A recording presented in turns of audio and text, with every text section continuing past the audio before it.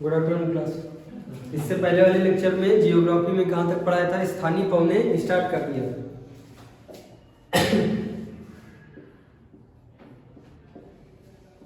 Geography स्थानीय पौने, मानसूनी पवनों में दूसरी पवन कौन सी है? दूसरी पवन स्थल व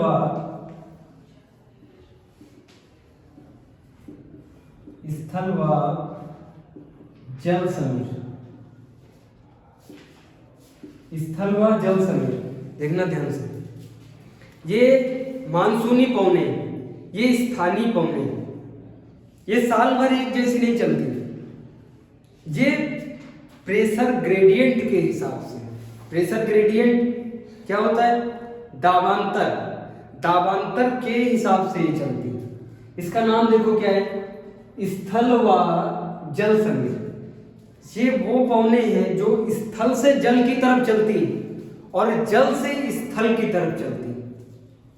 बोले तो एक बार जल से स्थल की तरफ, एक बार स्थल से जल की तरफ चलेगी, वो ये पवने हैं। ध्यान रहेगा ना। पवन वो होती जो क्षैतिज चलती है, उनको क्या कहते हैं? पवन कहते हैं। इन्हीं पवनों के कारण भारत का जो समुद्री भाग से मिले हुए जो राज्य, समुद्री भाग से कौन से राज्य मिले हुए हैं? महाराष्ट्र मिला हुआ है, मिला है ना। उड़ीसा मिला हुआ है, तमिलनाडु मिला हुआ है, केरल मिला हुआ है। ऐसे राज्यों में ना कभी गर्मी और ना कभी जाड़ा, समानांतर रहेगा टेम्परेचर, समानांतर 27 डिग्री ही रहेगा परमानेंट। कैसे? जाड़ा हो या गर्मी हो, इनको महसूस नहीं होता। उत्तर प्रदेश में या फिर दिल्ली में जब भी जाड़ा होगा तो जबरदस्त जाड़ा होता है। जनवरी में होता है ना जबरदस्त जाड़ा। उसी प्रकार जब गर्मी होती है तो जुलाई में बहुत ज्यादा गर्मी होती है, लेकिन उनको तो जाड़ा गर्मी नहीं महसूस होता। किस कारण से? इन्हीं पवनों के कारण से। कौन सी पवन है? स्थल व जल पवन, जिनको समीर भी बोलते हैं। देखो कैसे। ये है भारत का, इधर है ना सब समुद्र,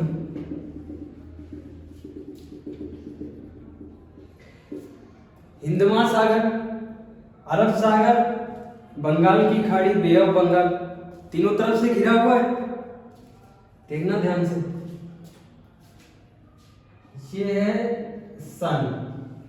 हीट को देने वाला, एनर्जी को देने वाला एकमात्र दुनिया में कौन है?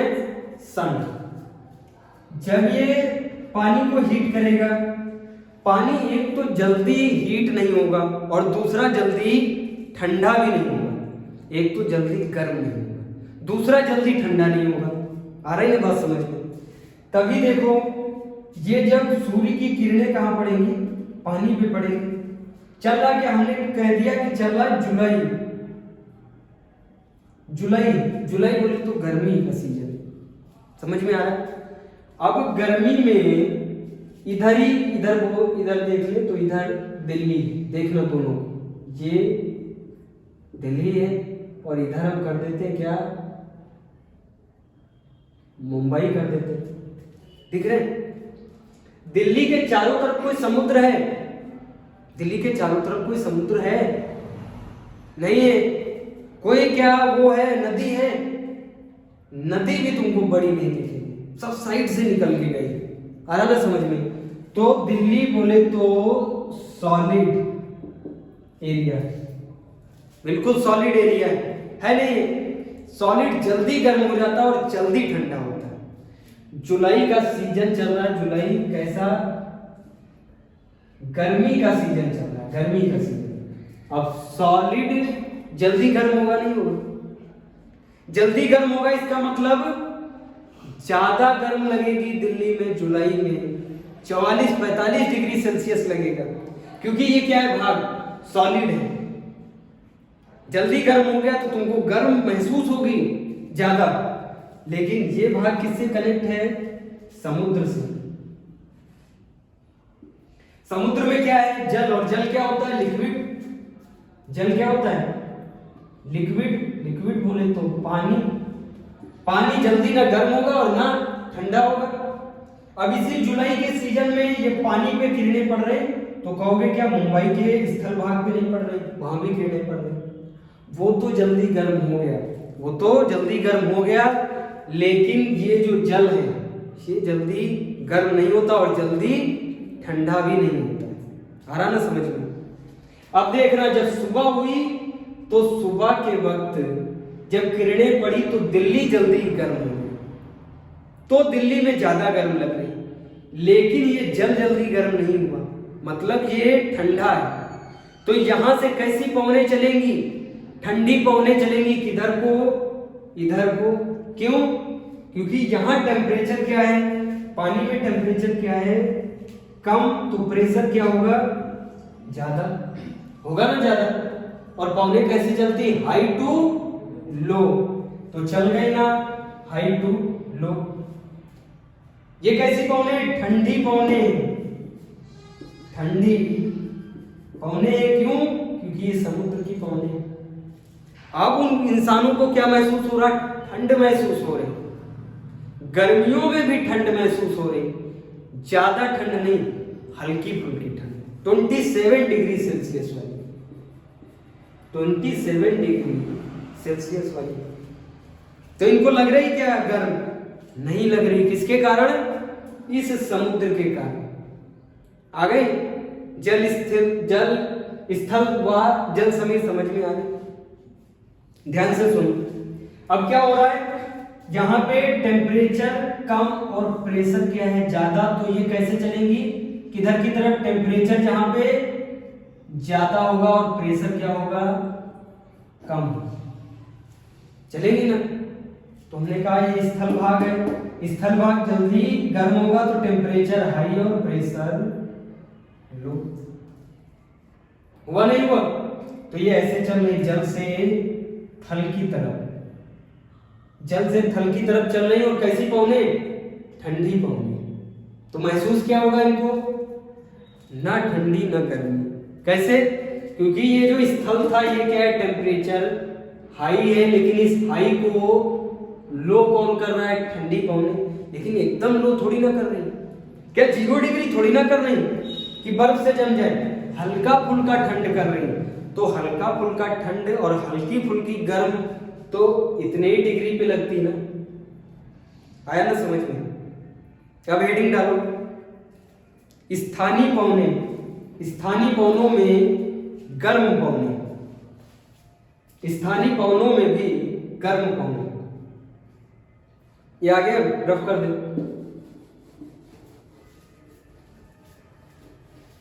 अच्छा, दिल्ली वाला केस देख लो। दिल्ली वाले में क्या है? दिल्ली वाले में टेम्परेचर हाई का हाई है और प्रेशर लो का लो ही है ना। तो ये किधर को पवनें चलेंगी? टेम्परेचर हाई है और प्रेशर लो है, तो प्रेशर जहां पे हाई होगा उधर से लो की तरफ चलेगी। तो तुम्हारी समझ में आ रहा कि इधर है प्रेशर हाई, इधर से चलेंगी। मान लिया इधर से चली, लेकिन चलते चलते टकराते टकराते स्थल से क्या हो जाएंगी? वो खुद गर्म हो जाएंगी। और जब पहुंचेंगी दिल्ली तो वो कैसी पवनें होंगी? गर्म। और वहां की सतह भी कैसी है? गर्म। हो गए ना गर्मी, इसीलिए 44-45 डिग्री रहता सेल्सियस। समझ में आया? और जाड़ों में कितना? 0 डिग्री हो जाता है। 0 डिग्री मतलब बर्फ जम जाती है, बर्फ जम जाती है, हल्की हल्की बर्फ, जो बाल्टी भर के रखते हैं उसकी हल्की हल्की बर्फ, जम्मू कश्मीर की तरह नहीं, लेकिन 0 डिग्री तक बहुत ज्यादा टेम्परेचर, 1 डिग्री 0 डिग्री तक दिल्ली का। किस कारण से? क्योंकि वहां पे ये जो स्थल है वो क्या है? सॉलिड। और अब क्या पड़ रही? ठंडी पड़ रही, तो टेम्परेचर क्या हो गया? लो। और प्रेशर क्या हो गया? हाई हो गया ना, हाई। अब इधर से पवनें चल रही हाई की तरफ, तो ठंडी पवनें आएंगी नहीं आएंगी, इसीलिए ठंडा रहता है स्थल। याद रहेगा? अब हेडिंग डालो, पहला डालो स्थानीय पवनें, लोकल विंड।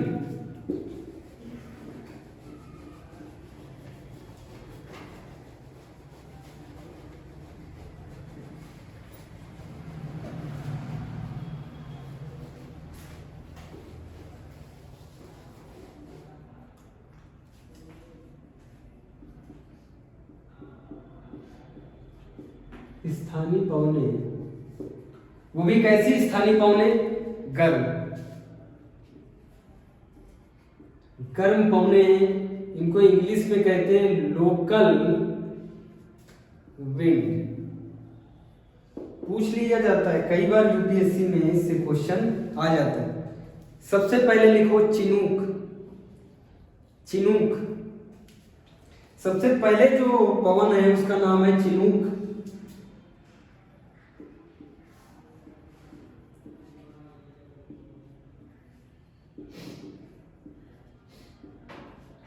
ये पवन चलती है अमेरिका में।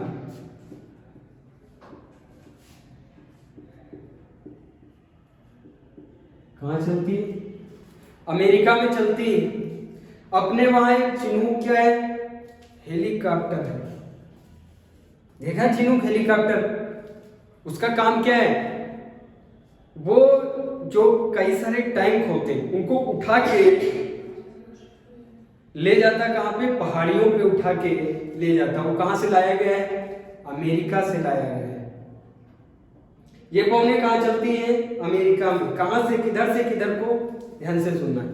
या रॉकी पर्वत के पूर्वी ढलान से, रॉकी पर्वत के पूर्वी ढलान से चलती हैं। रॉकी पर्वत के पूर्वी ढलान से।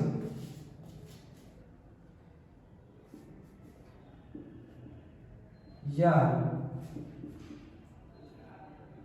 रॉकी पर्वत के पूर्वी ढलान से चलती हैं।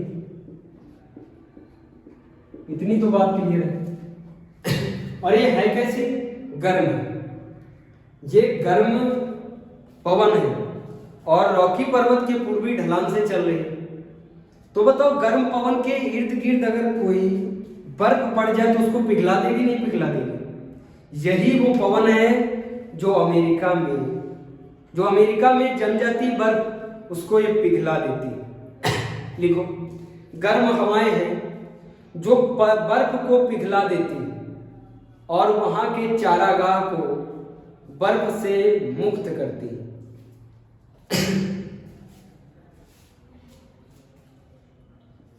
रॉकी पर्वत के पूर्वी ढलान से चलती हैं या गर्म होने के कारण, वहां के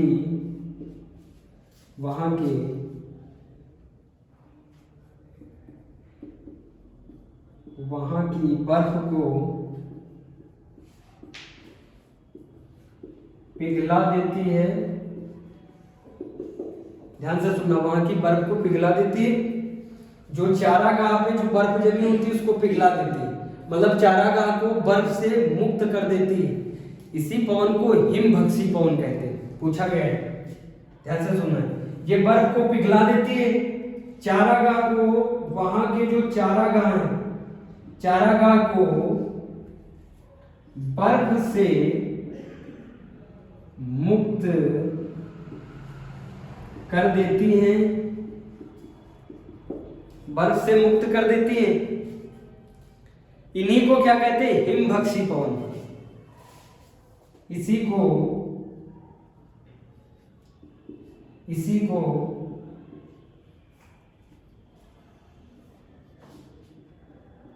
हिमभक्षी पवन कहते हैं। हिम पता है? बर्फ को हिम कहते हैं।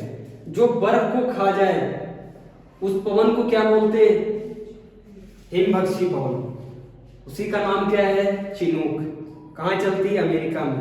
चारागाह को हिम से छुटकारा दिलाती है, मतलब ये अच्छी पवन है ना भाई। चारागाह को चारागाह बनाने वाली अच्छी पवन हुई नहीं हुई?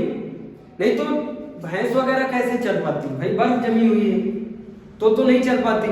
इसीलिए ये जो पवन चलती है गर्म पवन है और ये बर्फ को पिघला के चारागाह को हिम से मुक्त करती है। इसीलिए इसको हिम मुक्त पवन या हिमभक्षी पवन कहते हैं। है ना समझ में? याद रहेगा। फिर दूसरी पवन डालो, फान। फान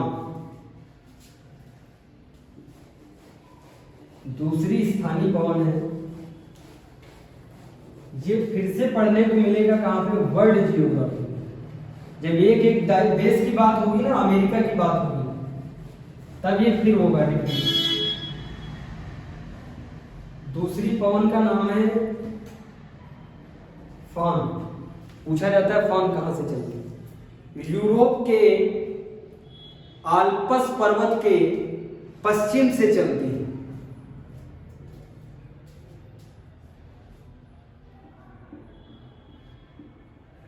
यूरोप के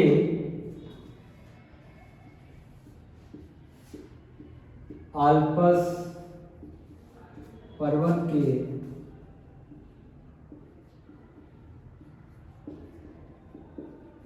पश्चिम से चलती। क्या नाम है इसका, फान नाम है।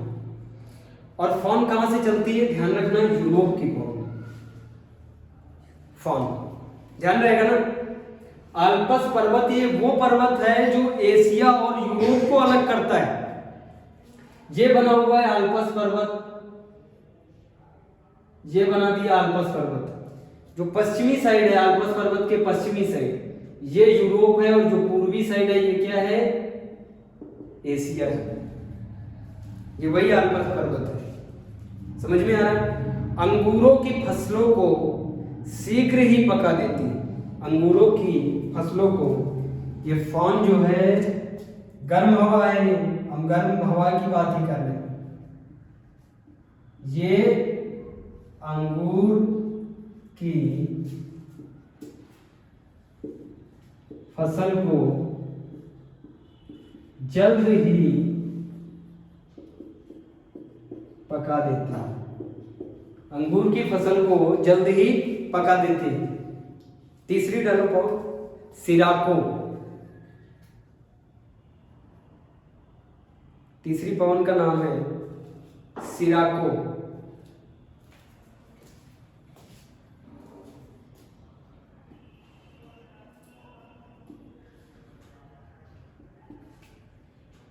ध्यान से लिखना सिराको के बारे में। यह गर्म, शुष्क और रेत से भरी होती है। यह गर्म, शुष्क और रेत से भरी होती है। यह सहारा रेगिस्तान को पार करके, यह सहारा रेगिस्तान को पार करके भूमध्य सागर से जलवाष्प उठाती है। इसमें रेत भी है। अब आ गया क्या, जलवाष्प आ गया, मतलब अब वजन हो गई। अब इसमें क्या आ गया, जलवाष्प कहां से उठाती है, भूमध्य सागर से जलवाष्प उठाती है। और इटली पे लाल रेत की वर्षा करती है। पूछा गया एग्जाम में, लाल रेत की वर्षा, लाल वर्षा कहां होती है, इटली में। इसी को इटली वाले क्या कहते हैं, रक्त की वर्षा, ब्लड रेन, खून की वर्षा। ध्यान से सुनना, ये सिराको जो पवन है ये किधर से चलती है, इस सहारा रेगिस्तान से, अफ्रीका के, देखो मैप बना दे, मैप में देखो,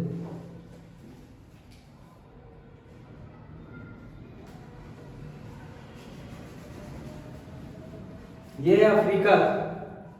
ध्यान से देख, ये अफ्रीका है।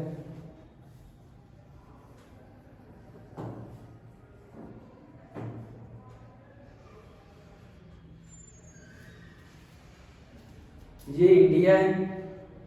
इधर होता है क्या, ऑस्ट्रेलिया होता है। ये अफ्रीका है। ध्यान से सुनिए, अफ्रीका में इधर है क्या, सहारा डेजर्ट। ये है सहारा डेजर्ट। इधर से ये चल रही, ऐसे जब चली, अभी ये शुष्क है, अभी ये शुष्क है। ध्यान रहेगा ना, गर्म है, शुष्क है। जैसे ही आगे बढ़ी, यहां पे मिलता है क्या, भूमध्य सागर। ये है भूमध्य सागर। ये चलते चलते जब आगे बढ़ी, भूमध्य सागर से क्या उठाया, जलवाष्प उठाया। इधर पड़ता है इटली, ये इटली। भूमध्य सागर से जलवाष्प उठाया है, रेत उठाई कहां से? रेगिस्तान से। रेगिस्तान, सहारा रेगिस्तान से उठाई। ये रेत लाल है। कैसी रेत है? लाल। अब बताओ, इस हवा में दो चीजें मिक्स हो गई, एक तो लाल रेत और दूसरा जलवाष्प। जलवाष्प के साथ साथ लाल रेत गिरेगी। जब देखोगे वर्षा को तो तुमको उस ड्रॉपलेट में, उस बूंद में तुमको रेत दिखाई पड़ेगी रेड कलर की, तो तुमको वर्षा कैसी लगेगी?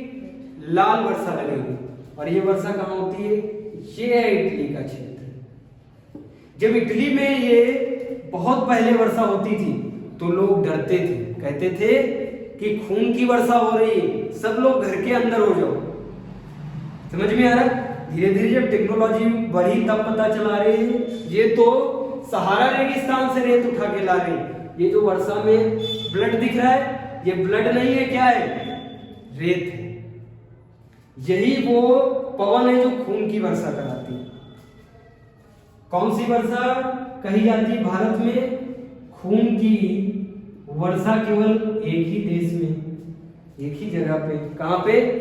इटली में होती है। कई बार पूछा गया प्रश्न, कहां पे होती है खून की वर्षा? इटली में। लेकिन इटली वाले इसको क्या कहते हैं? Blood rain. इंग्लिश बोलते हैं ना वो लोग, ब्लड रेन। हम लोग क्या कहते हैं? खून की वर्षा या स्लैश रक्त रेन, रक्त वर्षा। सारे नाम एक ही। आ गया ना समझ में? एकदम क्लियर है। सिराको गर्म हवा है, सहारा रेगिस्तान से रेत उठाती है। कौन सी रेत? लाल रेत।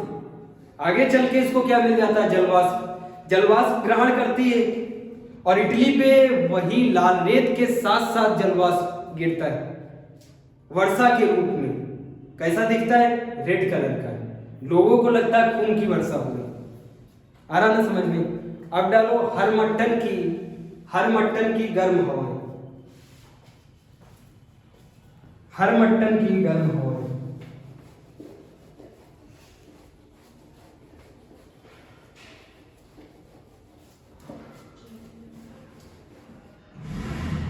चौथी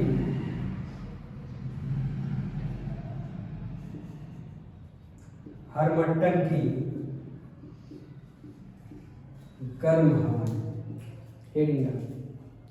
या अफ्रीका के पश्चिम भाग सहारा रेगिस्तान से पूर्व की ओर चलती है।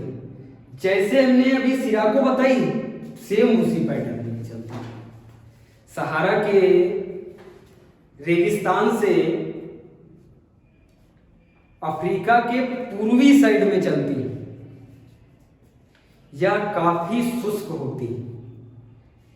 शुष्क बोले तो खाली हवा जिसमें पानी नहीं।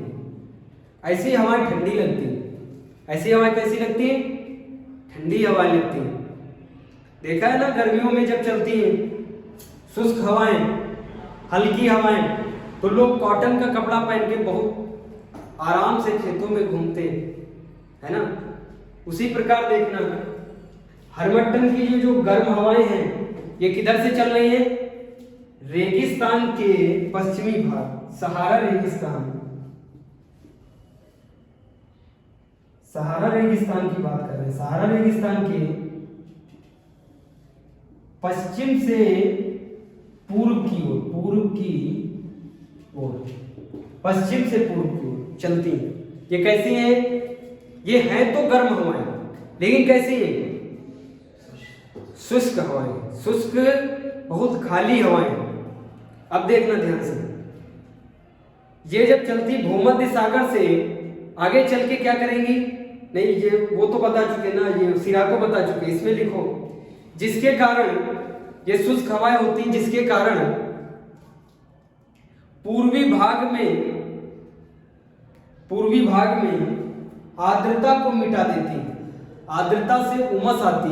उमस जब लोगों को लगती, बहुत हैवीपन लगता है जैसे बीमार हो गए।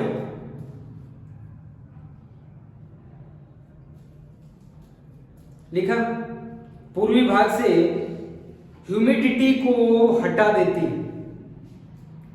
जहां ह्यूमिडिटी के कारण वहां पे बीमारियां चल रही होती, उसी आर्द्रता के कारण लोगों के फंगस, लोगों के खुजली, दुनिया भर की स्किन डिसीज, कॉलरा, डायरिया सब चल रहे होते हैं। कहां पे?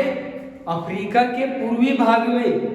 लेकिन जब ये एंट्री करती है कौन सी? हरमट्टन की गर्म हवाएं, ये इतनी हल्की होती है, जब उनके शरीर पे लगती है तो पसीना एकदम शून्य हो जाता है।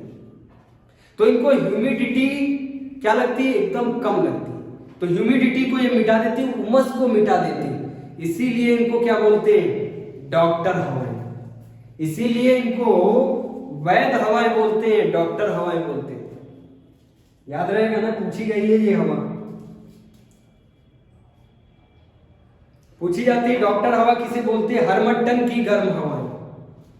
क्यों? क्योंकि जो डॉक्टर नहीं कर पाए वो इस हवा ने कर दिया। एक बार मैप में देख लो,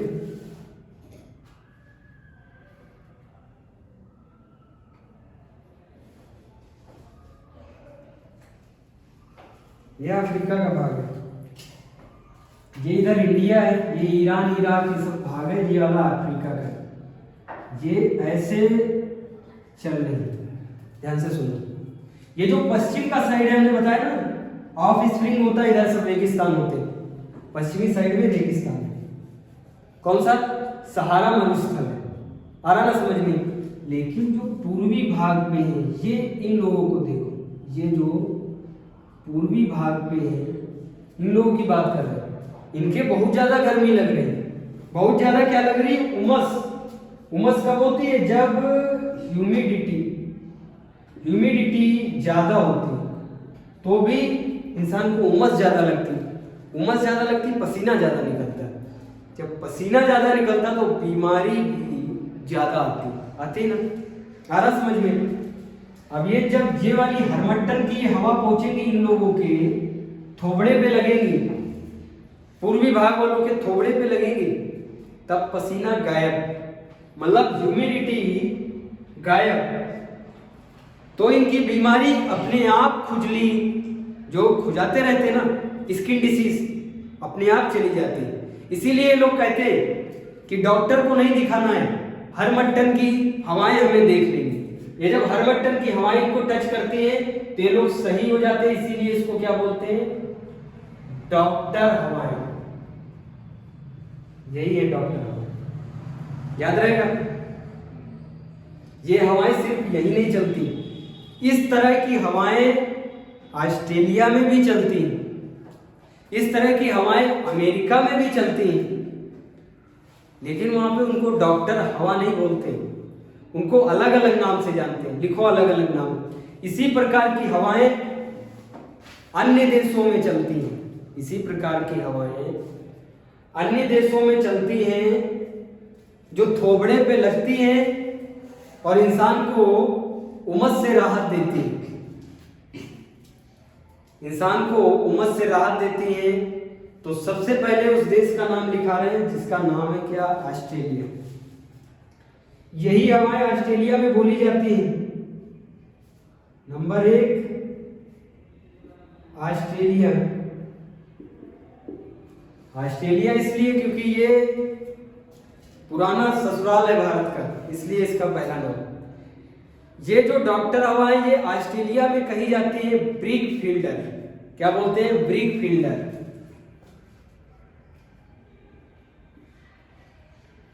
नहीं आया यूपीएससी में, इसका मतलब ये नहीं है कि नहीं आएगा यूपीएससी में, आ सकता है ब्रिक फील्डर। ब्रिक फील्डर बोलते हैं। अमेरिका में दूसरा लिखते हैं, अमेरिका में इसको कहते हैं block roller. Block roller, block roller. New Zealand में इसको बोलते हैं नर्वेस्टर, नार्वेस्टर। ये पूछा जा सकता है न्यूजीलैंड वाला, क्योंकि न्यूजीलैंड दुनिया का सबसे सीधा देश है।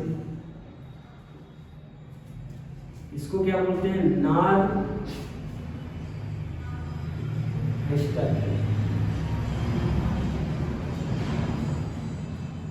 आ रहा समझ में? एकदम क्लियर। हरबट्टन की हवाएं समझ में, इसी को डॉक्टर हवा बोलते हैं। अन्य देशों में डॉक्टर हवा नहीं बोलते इसको, अन्य देशों में अच्छे अच्छे डॉक्टर हैं इलाज करने के, तो वहां पे इसको हवा ही बोलते हैं। कौन सी हवा? ऑस्ट्रेलिया में अच्छे डॉक्टर हैं तो कौन सी हवा? Break filter. सच में अफ्रीका में अच्छे डॉक्टर नहीं है, इसीलिए इसको डॉक्टर हवा बोलते हैं। अफ्रीका अभी भी बहुत पिछड़ा हुआ है। जिस बोर्ड पे पढ़ रहे हो, मार्कर बोर्ड पे, ऐसे बोर्ड पे अभी भी वहां नहीं पढ़ाया जाता। वहां अभी भी वही बनाया जाता है, सीमेंट का बोर्ड, सीमेंट मोरंग का बोर्ड, और चौक पे पढ़ाया जाता है। अभी भी वहां पे इतनी टेक्नोलॉजी आगे नहीं है, जबकि इंसान की उत्पत्ति सबसे पहले इंसान अफ्रीका में ही बना था, तब भी वो सबसे पीछे है। देखो ऑस्ट्रेलिया में बोला जाता है ब्रीक फिल्टर, अमेरिका में ब्लॉक रोलर, न्यूजीलैंड में नॉर्वेस्टर। गर्म हवा समझ में। अब भारत में भी एक गर्म हवा चलती है। कौन सी गर्म हवा? लू जिसे कहते हैं। और शुद्ध भाषा में क्या बोलते हैं? देसी भाषा में लूप कहते हैं। कहते हैं लूप चल रही है, वो लूप नहीं है, उसको बोलते हैं लू। ध्यान रहेगा। लू कहते हैं कब चलती है? मई से जून में। मंथ डालो, मई से जून में।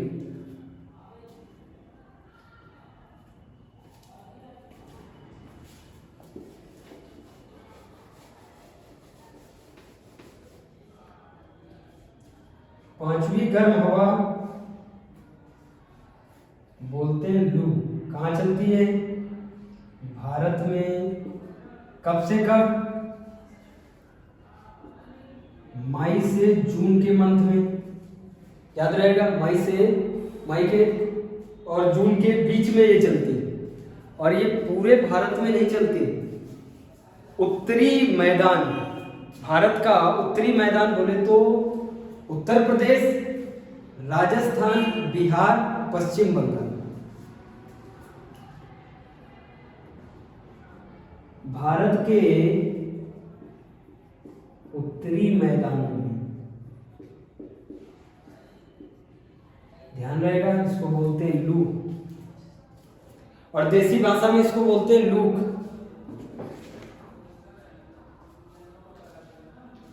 नोट डाउन करो फटाफट। फिर लिखो ठंडी स्थानीय पवनें। गर्म का काम खत्म। अब आगे कैसी? ठंडी स्थानीय पवनें। ठंडी स्थानीय पवनें नोट डाउन कर लिया, रब कर दे।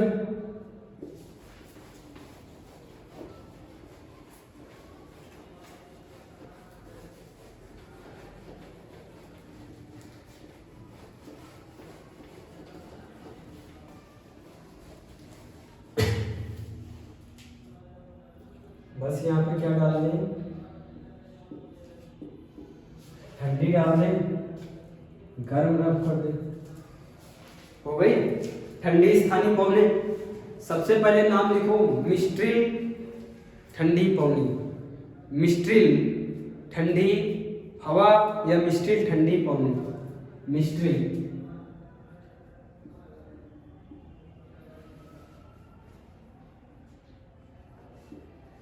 मिस्ट्रिल ठंडी हवाएं। नाम एकदम साफ साफ दिख रहा है, नहीं दिख रहा? मिस्ट्रिल ठंडी हवाएं। यह फ्रांस से उत्पन्न होती हैं, या फ्रांस से उत्पन्न होती हैं और भूमध्य सागर तक आती हैं। यह फ्रांस से उत्पन्न होती हैं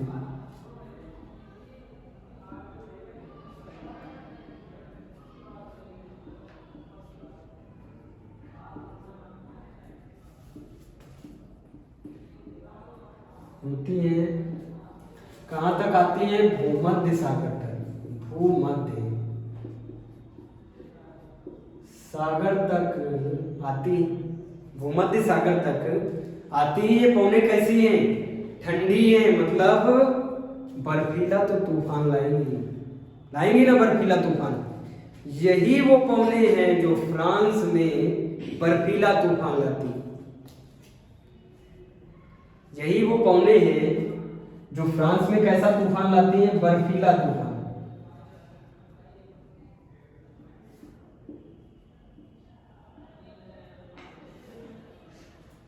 यही बर्फीला तूफान लाती है। जिसके कारण बर्फीला तूफान आएगा तो एग्रीकल्चर पे सबसे बड़ा प्रभाव पड़ेगा। सोच लो तुम्हारे खेत में गेहूं चावल कुछ भी लगा हुआ है और बर्फ जम जाए पूरे खेत में, सब समाप्त हो जाएगा? नहीं, जब समाप्त हो जाएगा। कभी पे कभी ओले पड़ जाते हैं, ओले या फिर बर्फ की बारिश हो जाती, तब भी भारत की फसल खराब हो जाती। अब सोचो, ये तो बर्फीला तूफान है, बर्फ जमाता हुआ जा रहा है, हो जाएगी ना खराब। नुकसानी पौने नुकसान करती, बर्फ जमा देती है, जिससे एग्रीकल्चर बोले तो कृषि को क्या होता है? नुकसान होता है। आगे समझ। फिर ठंडी पवनों में लिखो बोरा पवन। बोरा पवन, ये हो गई एक। दूसरी की बात कर रहे हैं बोरा में कुछ ना लिखो। बोरा ये चलती है इटली से। ये कहां की पवन है? इटली से चलती है, और इटली की पवन याद रहेगा, या फिर ये इटली में चलती है। फिर लिखो ब्लीजर्ड ठंडी हवा।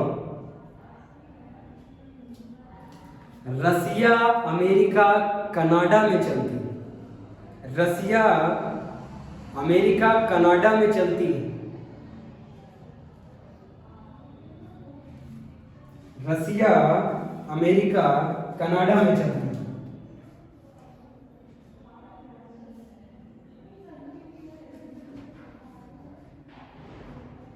ब्लीजर्ड कहां चलती है? रसिया,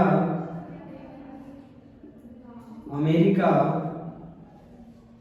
कनाडा में चलती है। ध्यान से सुनना, यहां पे एक नाम हमने लिखा क्या? रसिया, और यही रसिया भारत के ऊपर है ना? भारत के ऊपर अफगानिस्तान बीच में थोड़ा सा पड़ जाता, नहीं तो रसिया होता नाइबर कंट्री। अभी देखो, ये इधर हम अगर बना दें भारत,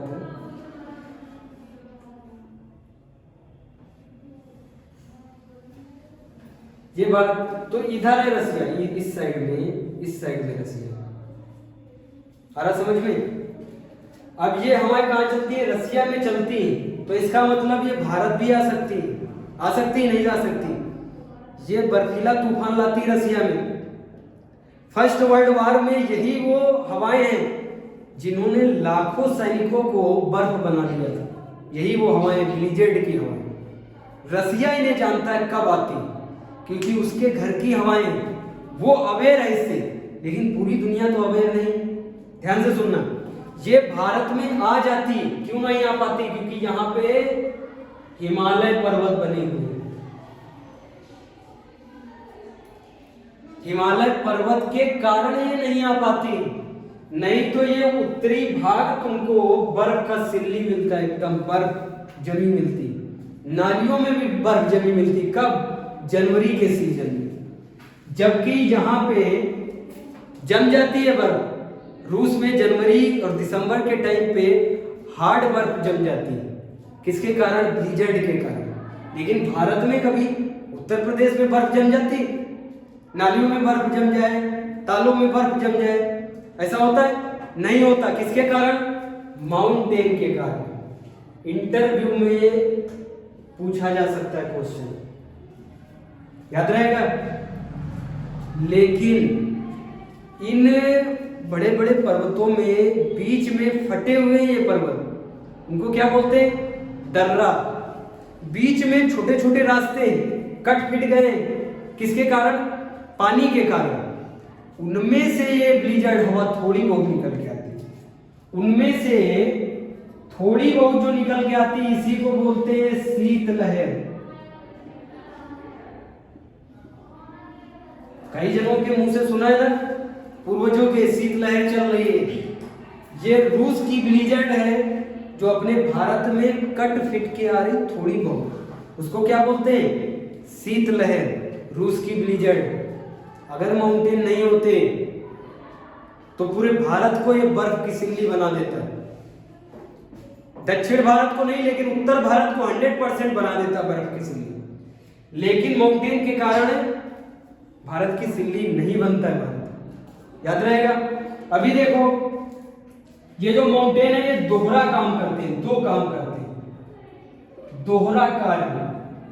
भारत के सैनिक कहे जाते हैं, स्थायी सैनिक। जो माउंटेन है स्थायी सैनिक कहे जाते हैं। देखना इनको सैनिक क्यों कहते हैं। एक तो ये बर्फ से रोकते हैं, एक तो पहला बर्फ से रोकते हैं, और दूसरा ये जो यहाँ से मानसूनी पवनें उठती हैं इनको कैप्चर कर लेते हैं, पकड़ लेते हैं और बारिश करवाते हैं। अगर ये माउंटेन ना हो तो भारत में बारिश नहीं होगी, ये बारिश निकल जाएगी चाइना से होते हुए और आगे। आ रहा समझ में? इसीलिए इनको क्या कहते हैं, सैनिक कहते हैं, दोहरा काम करते हैं। आगे समझ में, आगे बताएंगे जेट स्ट्रीम वगैरह। ठीक है, अभी टाइम हो गया।